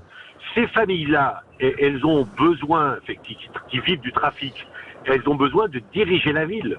Et elles sont attirées par le politique. Et effectivement, dans un certain nombre de villes, en Ile-de-France en particulier, dans le nord de l'Ile-de-France, eh bien, elles essaient de prendre en main les élus. C'est une réalité. Mais c'est un principe, j'allais dire presque ancestral de la démocratie. Bien sûr. Une ville comme Marseille était historiquement sous la coupe réglée d'un certain nombre de grands voyous. Et Toulon. On peut toutes les citer. Beaucoup le Sud, et c'est maintenant beaucoup l'Île-de-France, ou d'autres villes qui ne sont pas forcément d'Île-de-France et qui sont des villes moyennes.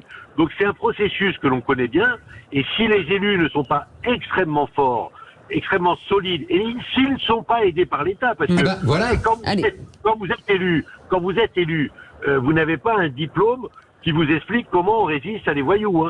Absolument. C'est quand vous êtes capable seul de le faire, mais il n'y a pas de mode d'emploi. Et si là, l'État, la police n'est pas là et la justice n'est pas là pour aider l'élu et l'accompagner, il peut sombrer. Pourquoi Macron vous prend pas comme ministre de la ville, Pupponi? Vraiment, je lance un appel là.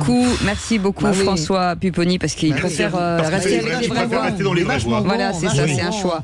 Merci beaucoup Philippe Bilger, merci beaucoup Françoise Degois, merci beaucoup Jean Dorido. Vous restez avec nous dans quelques instants, les vraies voix de l'emploi avec Philippe David. On va revenir sur les domaines de la culture, parce que la culture, que ce soit des théâtres, que ce soit Notre-Dame, le Mont-Saint-Michel, Carcassonne ou encore Nîmes, la ville romaine par excellence, accueille énormément de saisonniers et surtout énormément d'expertise avec des métiers divers et variés. On va en parler dans quelques instants. À tout de suite.